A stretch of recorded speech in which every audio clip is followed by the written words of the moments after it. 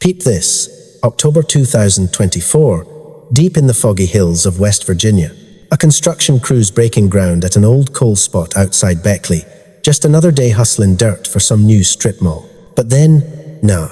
Their backhoe slams something metal, buried way down under that red clay and wild kudzu. They scrape off the grime. And damn, it's a beat to hell. 1998. Silver Honda Accord, plate still on it. WV4729L. And inside, 2 skeletons. Fam, one's an adult, gold wedding band still hanging on a bone finger. The other's a little kid's, with a faded pink backpack that says Emily in purple thread. For 24 long years, everyone figured Jennifer Thompson and her 10-year-old, Emily, just pieced out on a trash marriage, started over somewhere far from them, coal-dusted mountains. But deadass, they were right there the whole time, buried like a dirty secret the ground couldn't hold no more. Who the hell put him there? And why'd it take a quarter century for the truth to crawl out? This case was colder than a morgue, but when it finally cracked, it blew the lid off some grimy family drama that shook the whole damn town. No cap, this story's got twists you won't see coming, and it's about to get real ugly. Yo, before we get into the grimy details of this twisted story, if you're already on the edge of your seat, go ahead and light up that like button, and murder that subscribe button if you want more deep dives into cold cases that finally got cracked. Your support is what keeps these forgotten stories from getting buried again. Drop a 1 in the comments if you're feeling this true crime vibe, and holler at me with what state you're reppin'. Aight, let's get into the thick of it. Jennifer Marie Thompson was the type of woman who was basically a ghost in her own town of Beckley, West Virginia. Born in 1959, she came up in these Appalachian hills, where your whole life was coal mines, church potlucks, and scraping by. By 2000, at 41, she was clocking in for the early shift as a cashier at the Save-A-Lot over on Harper Road. Her hands were always raw from the cold groceries and punching keys, but she was there every day, quiet, never making waves. Her bosses said she never bitched, not even when the lines were crazy long or the customers were wildin'. She had these pale blue eyes that looked dead tired most of the time, and her brown hair was always yanked back in a ponytail. No fuss. Jennifer wasn't about the drama. She just kept her head down, punched out at 3 p.m., and steered her silver Honda Accord back to the trailer park on Dry Branch Road. That trailer in lot 14 was her whole universe, cramped, clean, with paper-thin walls that bounced every damn sound. The kitchen always smelled like Folgers and dollar store dish soap, and the fridge was covered in her daughter Emily's drawings. Horses, man, always horses, sketched out with wild manes, looking free. Emily Lynn Thompson was 10 that March, a quiet little thing with her mom's skinny face and light hair that went damn near blonde in the summer. She was at Beckley Elementary, always in the back of the class, saying nothing unless she had to, like her words were gold. Art was her getaway. She'd draw them horses storming across fields, feet not even touching the ground, like she was dreaming of a whole other world. Her pink backpack, with her name stitched in purple by Jennifer herself, held her school books, a notebook packed with sketches, and a busted-up teddy bear named Charlie. That bear was her ride or die, its fur worn smooth from years of being held tight. But home wasn't some quiet sanctuary. Jennifer's husband, Robert Joseph Thompson, was 44, a heavy dude with shoulders like a linebacker and a permanent scowl from his years down in the mines. A back injury took him out of the game in 1997, put him on disability, and now his days were all about killing pain with Budweiser down at Smokey's Bar on Route 3 or sprawled out in the trailer. The neighbors knew his voice, for sure loud, sloppy arguments that ripped right through them thin walls. The sound of glass shattering, doors getting slammed, Jennifer's voice soft and pleading, and Emily's cries, muffled but still cutting deep. Folks in the park just stayed in their lane, cranking up their TVs to block it out. Nobody ever called the cops. That just ain't how things were done in a place like this. Angela Jenkins, the retired nurse in Lot 12, she saw more than she let on. A heavy-set woman with grey hair and peepers that caught everything. She'd clock the bruises on Jennifer's arms when she was hauling groceries in. One chilly morning in late February, 2000, Angela saw Jennifer getting Emily into the Honda.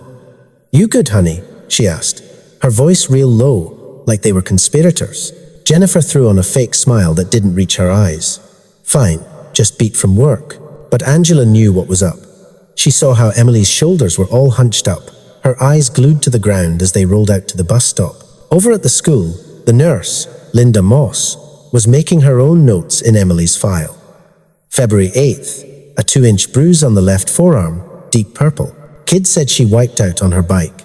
February 22nd, a nasty bruise on her right shoulder blade, seen during gym class. Emily went silent when asked, her eyes just filling up with tears. Them notes got filed away, but the follow-up from social services? Nah, they were swamped, and Beckley's Department of Health and Human Resources was stretched thin as hell. The whole thing just fell through the cracks. Jennifer knew she had to bounce. She'd known for years, but fear had her on lockdown. Where could she even go? How would she pay for it? Robert had the bank account on lock. She'd managed to stash $240 in an old coffee can behind the water heater, slipping in a few bucks from the grocery money when he wasn't looking. In early March, she finally broke down to her sister, Rebecca Hayes, who lived 30 miles away in Princeton. They met up in a McDonald's parking lot, sitting in the Honda while Emily tore into a Happy Meal in the back. "I'm leaving him," Jennifer whispered, her voice a ghost. "I can't take it anymore. He's getting worse." Rebecca grabbed her hand. "Come stay with me, both of you. Pack your stuff now." Jennifer just shook her head. "He'd hunt us down. I gotta have a plan. Get far away. Maybe North Carolina, maybe Ohio." Rebecca's eyes got glassy. "Please, just come." 2 weeks, Jennifer promised. "The tax refund's coming. It'll be enough for a deposit on a new spot." On March 10th, Jennifer pulled $180 from her refund at the bank, telling the teller it was for Emily's school clothes. She hit up Goodwill for a duffel bag and some new threads for them both, then hid it all in the trunk under a blanket and the spare. That night, she made Emily's favorite meal, spaghetti with butter and Parmesan. No sauce, cause the kid hated tomatoes. They ate at the little kitchen table while Robert was passed out in his recliner, a half-empty beer can about to tip over. "Mama," Emily said quietly, spinning her noodles. "Are we going somewhere?" Jennifer's heart jumped into her throat. "What makes you say that?" "I saw the bag in the car." Jennifer reached out and touched her hand. "Maybe soon. You'd like that, right?" Emily nodded, her eyes suddenly bright. "Somewhere with horses?" "Yeah, baby, with horses." And for the first time in a long time, Jennifer's smile was real. March 12th, 2000. A Sunday. The sky over Beckley was low and heavy, the color of dirty dishwater, with fog gripping the hollows like it was trying to choke them. Temps were in the low 40s, so you could see your breath hanging in the cold. Jennifer was up at 6:30, a habit that stuck even on her days off.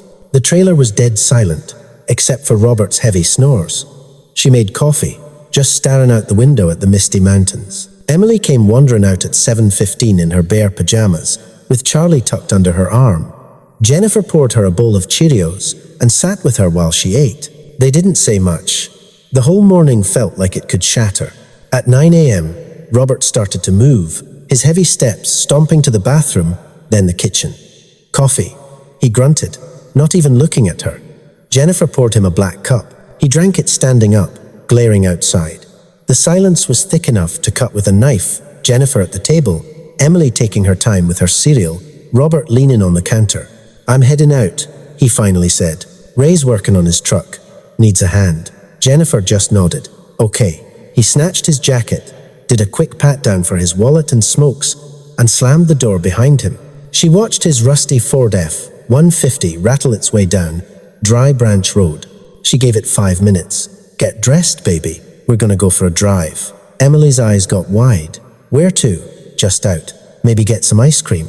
It was way too cold for that, but Emily didn't question it. She threw on some jeans, a purple sweatshirt, and her sneakers. Jennifer pulled on her own jeans, a floral blouse, and a denim jacket, then grabbed her purse with her keys, wallet, and that $240 in cash. Her hands were shaking something fierce. At 10:05 a.m., they were out the door. Angela Jenkins was on her porch sweeping and gave a little wave. Jennifer waved back, her smile stretched way too tight. Angela would later tell the cops that Jennifer looked nervous as all hell, like she wasn't even in her own skin. The drive into town was 12 minutes of Jennifer white-knuckling the steering wheel, checking her mirrors like a fiend. Emily sat in the back, her backpack on her lap with Charlie inside, just watching the grey trees fly by. At 10:23 a.m., They pulled into the 7-Eleven on Harper Road, right near her job. The security camera caught the Honda at pump number 3. Jennifer swiped her card and started pumping gas, her head on a swivel, constantly checking the road like she was expecting someone to roll up on her. Emily never got out of the car. Inside, Jennifer bought a pack of Marlboro Lights, and she barely even smoked a bottle of water and some Skittles for Emily. She paid with cash. The clerk, Derek Palmer, a 19-year-old kid saving up for college, noticed her hands were trembling. "You all right, ma'am?" "Fine, just cold," she said. She grabbed her bag and bounced. Derek watched her sit in the car for a full minute, just staring straight ahead, before she finally pulled out at 10:31 a.m., heading east on Harper, toward Route 3. That was the last time anyone ever laid eyes on them alive. Derek's memory would become a crucial piece of the puzzle later on. But, back then, she was just another customer on a grey Sunday morning. By noon, Robert was over at Ray Dawkins' place, about 3 miles out of town. Ray, a wiry dude in his 50s with permanently greasy hands, was fighting with the transmission on his Chevy Silverado. They messed with jacks, passed wrenches back and forth, and cracked open some beers from the cooler on the porch. They worked straight through till almost 3 p.m. "Gotta get home," Robert said, wiping his hands on a rag. "Jennifer's probably got dinner going." Ray just nodded. "Tell her I said, hey." He rolled back into Lot 14 at 3:17 p.m. No Honda. The trailer was dark. Inside, dead quiet. Jennifer? Nothing. He did a quick sweep of the rooms. Kitchen was spotless, dishes drying, bedrooms were neat. Her clothes were still in the closet, but that duffel bag was gone. In Emily's room, the bed was made. Her drawings were still on the wall, but Charlie the bear was sitting right on her pillow. She never, ever left without that bear. He picked it up, turned it over in his hands, and set it back down. In the kitchen, stuck to the fridge, was a note in Jennifer's handwriting. "Robert, I can't do this anymore. I'm taking Emily. Don't come looking for us. Jennifer." He read it once, then again, then crumpled it into a ball, cracked a beer, and just sat there staring at the blank TV screen for a solid hour. At 6:30 p.m., the phone in the trailer rang. It was Rebecca. She'd been trying Jennifer's cell all afternoon, but it just went straight to voicemail. Robert answered, his voice flat. "She's gone." "What are you talking about?" "She left. Took Emily. Left a note, saying she couldn't do it anymore." Rebecca's stomach hit the floor. "Where did she go? How the hell should I know? Did you call the police?" He let out a bitter laugh. "For what?" "She left on her own." Rebecca's grip on the phone tightened. "I'm on my way. She and her husband hauled ass over there, getting in after 8 p.m. Robert let him in, his face a total blank. The crumpled note was on the counter. Rebecca read it, then scanned the trailer. Jennifer's purse was gone, but her makeup bag was still in the bathroom. Her favorite jacket was in the closet, and Charlie was on the bed. "She would never leave without this," Rebecca said, holding up the bear. Robert just shrugged. "Maybe she forgot it." "You don't forget something like that." "Maybe she was in a hurry." "Where's the car?" "She took it." "Did you even look for them?" His eyes went hard. "She's a grown woman. She made her choice." Rebecca called the Beckley PD right then and there. The dispatcher said they'd send an officer. At 9:42 p.m., Officer Jason Trent, a rookie patrolman, showed up. He took their statements, looked at the note, and shined his flashlight around. "Any signs of a struggle?" Robert shook his head. "She just left." Trent turned to Rebecca. "Did she ever talk about leaving?" "She was unhappy, but she wouldn't just ghost me like this." "Did she have any money?" "A few $100. Trent laid it out for them. No evidence of a crime. An adult leaving voluntarily. They had to wait 48 hours to file a missing person report if there was no contact. Rebecca's chest felt like it was going to collapse. 48 hours. They could be anywhere by then. "Ma'am, legally, it's considered voluntary." Trent was gone by 10:30 p.m. Rebecca crashed on their couch, but barely slept a wink, her mind just spinning on that bear, that jacket, that makeup, all the little things Jennifer would have grabbed if she was really planning to disappear.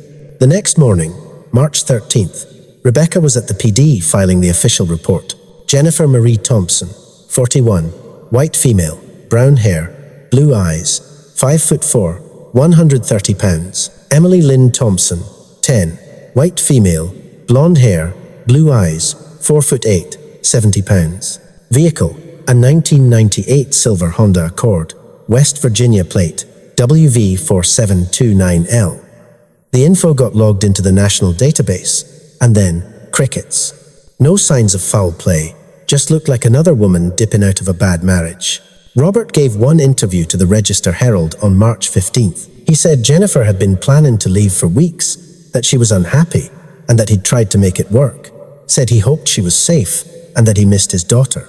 The story ran on page 6 under a tiny headline, Beckley woman, daughter missing after a parent departure. But Rebecca kept on pressing the PD, driving through different counties, showing their pictures at every gas station and cheap motel she could find. 0 hits. The Honda was just gone, vanished like smoke.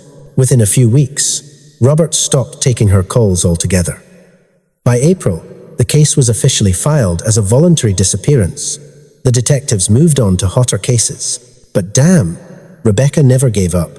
If you're feeling that same frustration boiling up, drop a comment if you've ever heard of this case, cause for years, it was damn near buried and forgotten. March of 2000 bled into April, and still no word on Jennifer or Emily. The mountains held their cold, the frost just hanging on. Rebecca wasn't buying the cops' whole chill vibe. If they weren't going to hunt for her sister, she damn well would.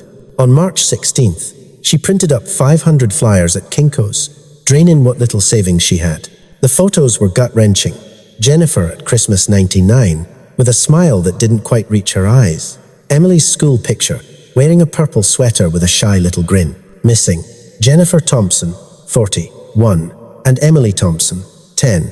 Last seen March 12, 2000, in Beckley, WV. Driving a silver 1998 Honda Accord, plate WV4729L. Contact Beckley, PD, or Rebecca Hayes. Her husband Frank helped her plaster them everywhere on telephone poles, in store windows, on community boards.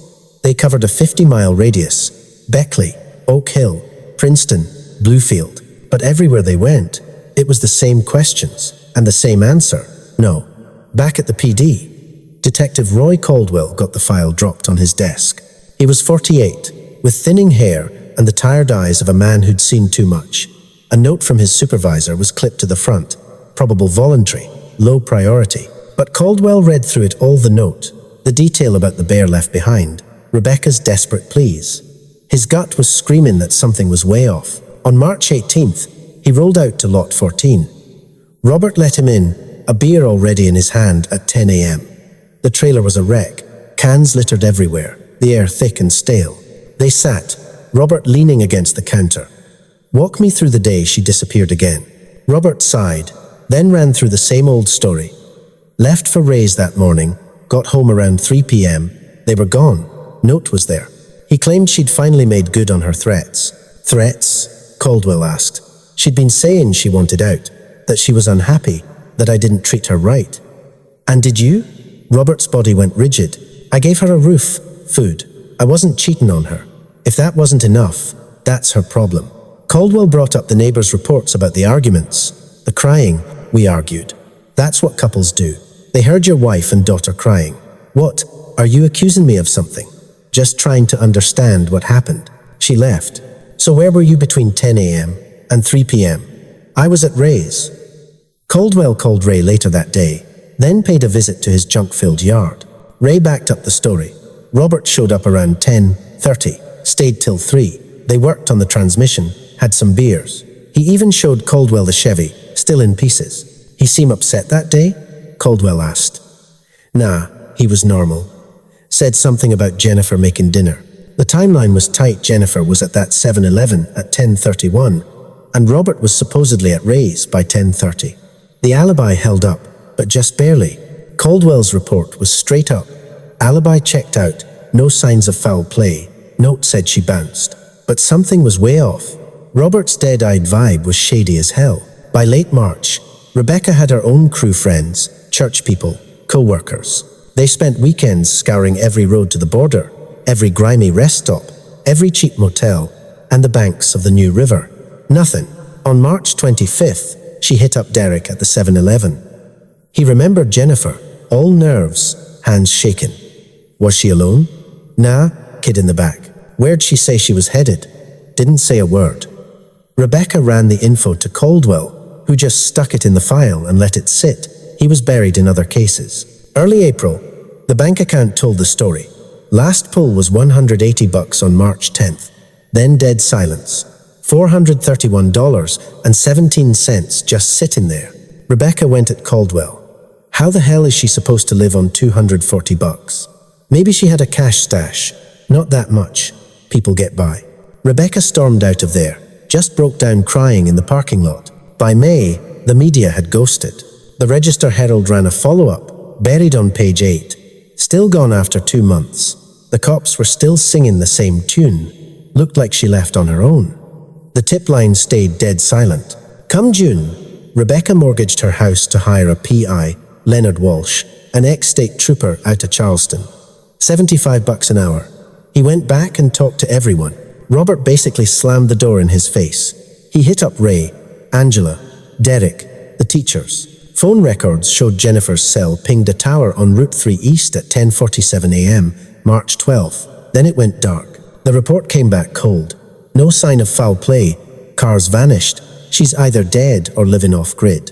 Rebecca read the words and whispered, "She's not off-grid. She's dead." By the end of 2000, the search parties had fizzled out. The flyers were sun-bleached ghosts on telephone poles. The file was stamped inactive. Rebecca kept walking the woods alone, showing that picture to strangers. Nothing but headshakes. In 2001, a year to the day, WVVA-TV ran a short piece. Showed the photos, Rebecca pleading for help. The cops saying the case was still open. It brought in 4 tips. 3 were sick jokes. 1 was a false alarm. 2002, the 2-year mark. The cameras were long gone. Rebecca held a vigil at the courthouse with a candle and a sign. 5 people showed up. It started to rain. April 15th, 2002, Caldwell officially stamped it a cold case, with the official story being, she walked away. He filed it in the basement to collect dust. He retired not long after, but he reread that file one last time.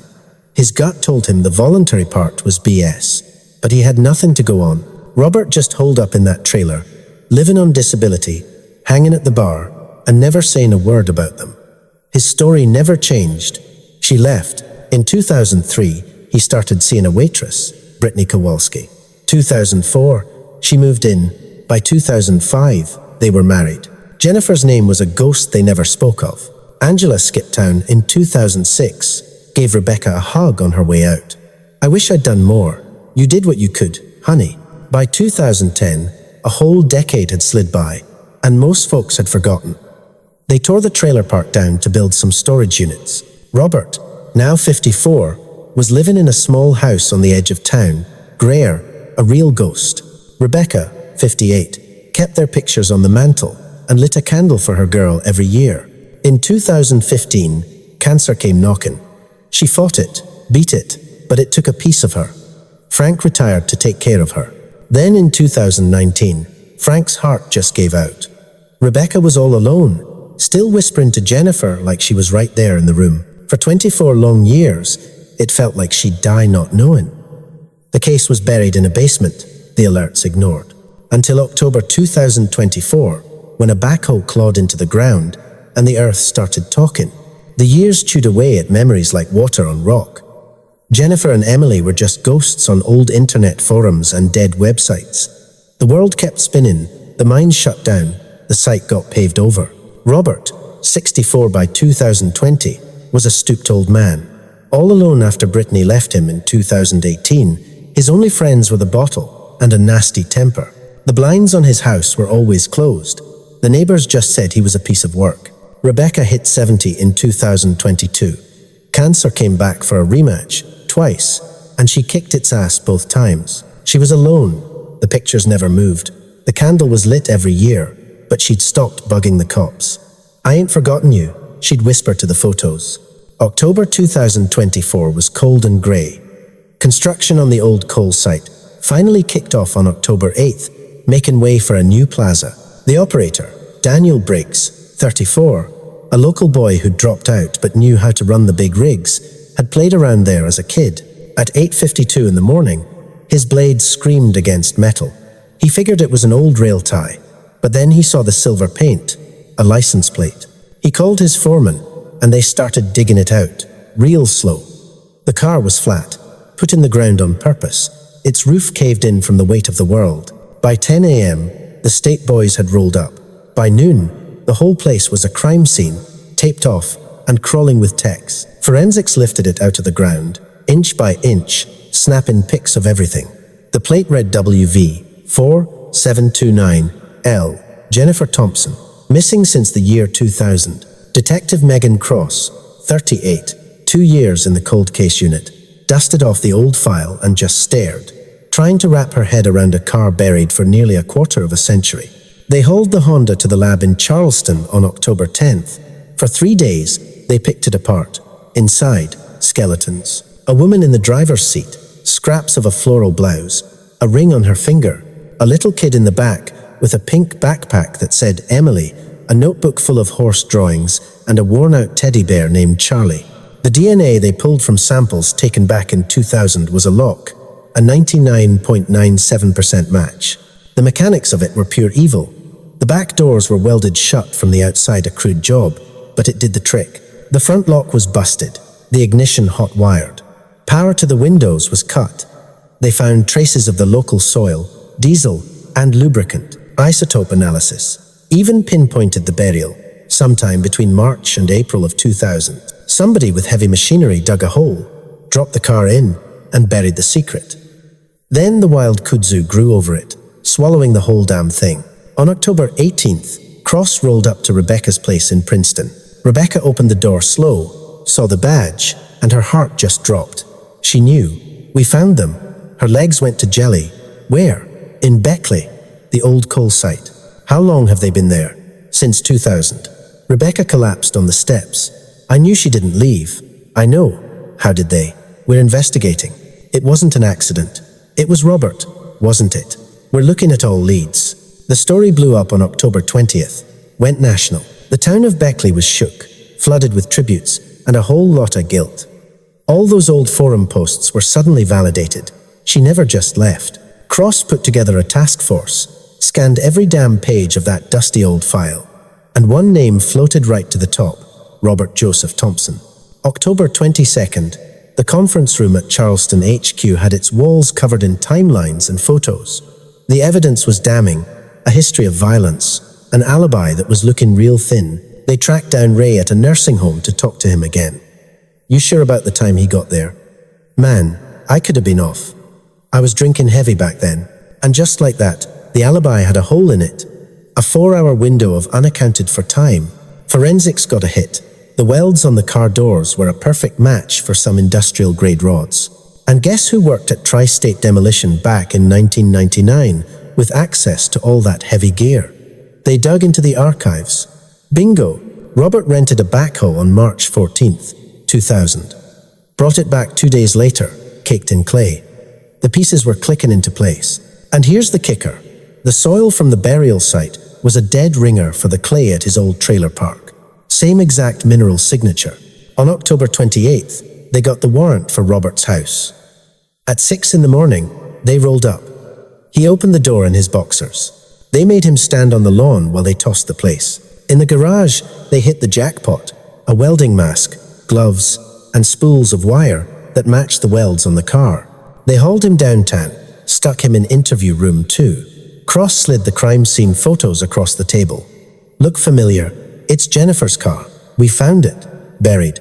He gave her nothing. There were remains inside. His face was a blank wall. Didn't know. She slapped down the backhoe rental agreement. What was this for? Can't recall. And the welding supplies you bought in January of 2000? I did odd jobs. He stonewalled them completely, so they had to cut him loose, pending further investigation. Then on November 3rd, the lab called with the nail in the coffin. Fibers found in the Honda's trunk matched a pair of his old work gloves, and the male DNA they found on them, a 99.8% match to Robert. They had him. November 12th, they finally slapped the cuffs on him. 2 counts of the ultimate price, 2 counts of snatching him, and some sick stuff with what was left. News blew up. Footage of him cuffed, stone-faced. Rebecca saw it, broke down.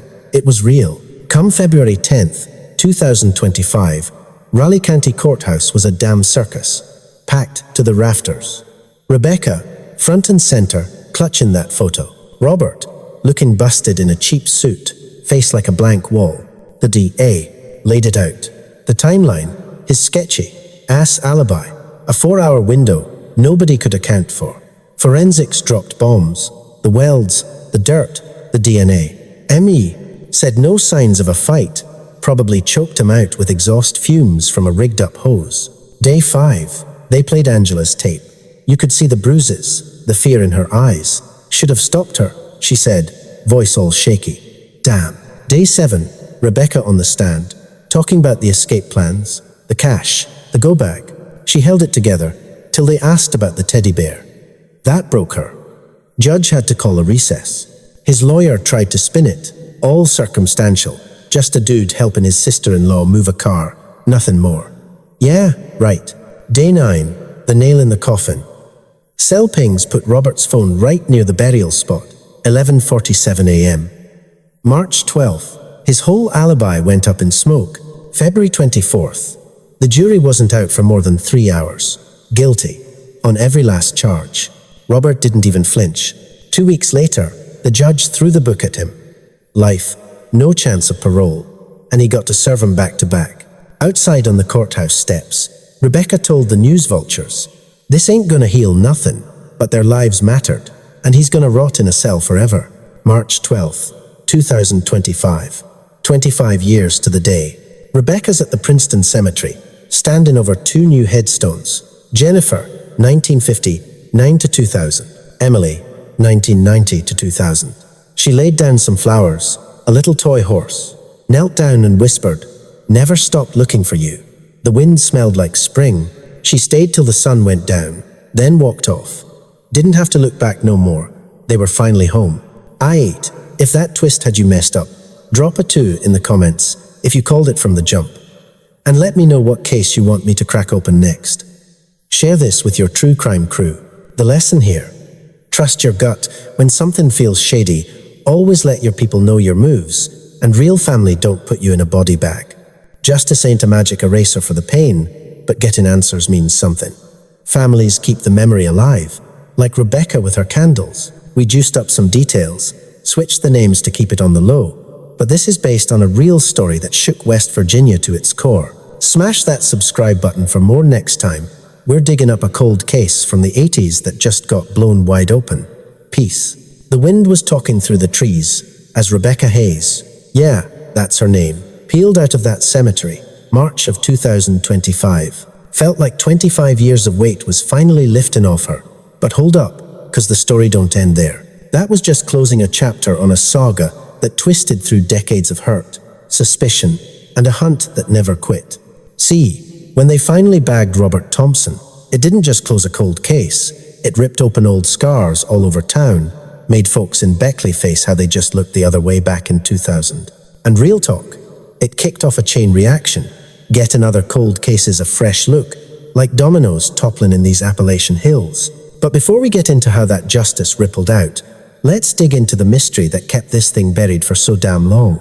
If you're still riding with me, smash that subscribe button for more stories where the truth claws its way out of the dirt. Your support keeps us shining a light on the ones they forgot. Back when it first went down, Rebecca wasn't the only one hitting the bricks. Them volunteer searches she put together in early April of 2000 got big, pulling in folks from other towns who heard the buzz from church or the local greasy spoon. Peep this. Crews of like 20 heads, wrapped in flannel and boots against that last bit of cold, stomping along the back roads of Raleigh County, flashlight beams slicing through the dark, screaming Jennifer and Emily's names. They were checking busted down barns, peeking into ravines where a car could have dipped, even wading into creeks looking for tracks. One Saturday, they scoured a spot near the New River Gorge, the water churning cold under that bridge, and found nothing but old beer cans and tangled fishing line. It was frustrating as all hell, the kind of grind that leaves you dead tired with nothing to show for it. But Rebecca kept pushing. "They're out there," she'd say, voice solid even when her eyes were screaming doubt. Her husband Frank would be there, rubbing her shoulders, whispering, "We'll find him, Beck, we will." But the dead ends just kept piling up like trash. A tip rolled in late April from some trucker who swore he saw a silver Honda with a woman and a kid at a rest stop near the Virginia line. But when the cops pulled the security tape grainy as hell, it was just some other family on vacation. Rebecca drove down there herself, heart pounding, just to come back empty, staring at the blur of trees outside her window. It looked just like her, she mumbled to Frank that night, balled up on their couch in Princeton. The money got tight too. Printing flyers, gas money, running ads in the paper, it all added up. By May, their savings were getting skinny, but Rebecca wouldn't quit. If I stop, who's gonna look? She'd ask. And Frank didn't have an answer. He just held her tighter. Meanwhile, over at Beckley PD, Detective Caldwell kept that file on his desk, way past its expiration date. He was supposed to backburner it, but something about Robert's whole vibe during that interview just stuck with him, wouldn't let go. Caldwell started making calls on his own dime, checking with Jennifer's crew at Save a Lot. They all said she was jumpy them last few weeks, always eyeing the clock. One cashier, this lady, Heather, remembered Jennifer whispering something about getting away on a smoke break, but no details. Caldwell wrote it all down, but without hard proof, it was just talk. He even drove out to Route 3, tracking the last ping from Jennifer's phone at 10:47 a.m. on March 12th. The tower was near a bunch of old, overgrown industrial lots, busted coal sites from the 80s. He walked the whole damn area, boots sinking in mud, but found jack squat. No skid marks, no dropped purse, nothing. Damn it, he muttered, kicking a rock. It was sketchy as hell how the trail went dead right there. But with no body and no crime scene, his hands were tied. When summer 2000 hit, hot and sticky, the case started to fade. The local paper ran one last little piece in June about Rebecca hiring a PI, but it was buried next to ads for garage sales. Leonard Walsh, the salty ex-trooper she hired, dug in for 3 weeks but hit a brick wall. He tailed Robert for a day, watched him shuffle from his crib to Smokey's bar, just nursing beers with that same dead-eyed look. Walsh tried to squeeze the barflies for info, but they just shrugged. Robert? Yeah, he's a piece of work, but who ain't? One old drunk let it slip that Robert had been bitching about Jennifer running her mouth, but it was just hearsay, useless in court. Walsh's report was a gut punch for Rebecca, but she held on to it, reading it every morning over coffee, hunting for something they missed. By fall, when the hills were bleeding red and orange, Rebecca's search parties were just her, alone in her car. She'd pack a thermos, tape Emily's picture to the dash, and just cruise the back roads, stopping at every little corner store to ask, "You seen this woman, this little girl?" The answers were always the same, polite no, with sad eyes that pitied her. One night, as the sun dipped low, she pulled over near Dry Branch Road, just staring at the empty lot where his trailer used to be. Robert's truck was there, a light on inside. She gripped the wheel, wanting to storm up there and demand answers. But the fear stopped her cold, the same damn fear Jennifer must have felt. She just drove home, the headlights a blur through her tears. 2001 brought a flash of hope with that TV spot on the anniversary. Rebecca sat under them hot studio lights, her voice breaking as she begged, "If you know anything, please call." The tip line blew up for a minute, but it was mostly sick jokes, some clown calling to say he saw Jennifer at Graceland, crap like that. The one real looking late, a Walmart sighting down in Tennessee, had Rebecca and Frank driving all night, only to find some lady who just looked kinda like her sister. "Sorry, ma'am," the manager said. Rebecca just nodded, hiding how shattered she was inside. Back home, she just collapsed. Frank holding her while she sobbed, "Why can't we find them?" Years blurred after that. 2002's vigil was in a downpour, just a few loyal friends huddled under umbrellas, their candles fighting the rain. Rebecca stood there, soaked, her sign drooping, but her spirit was like iron. By 2003, word got back that Robert was with some new chick, Brittany. It burned Rebecca up, him just moving on while her family was gone. She ran into him at the grocery store once, cornered him right in the cereal aisle. "Where are they, Robert? Tell me." He just stared back, his eyes like ice. "I don't know." She left. Security had to walk her out, and she shook with pure rage, the whole ride home. The mid-2000s brought new tech, but it wasn't moving fast enough for cold cases like this one. Rebecca got hip to the internet, posting Jennifer and Emily's info on missing person sites, but it was still the dark ages online. True crime forums started popping up around 2005, with keyboard detectives guessing. She run off? Was it an accident? Some wild theories about cults, but nothing that went anywhere.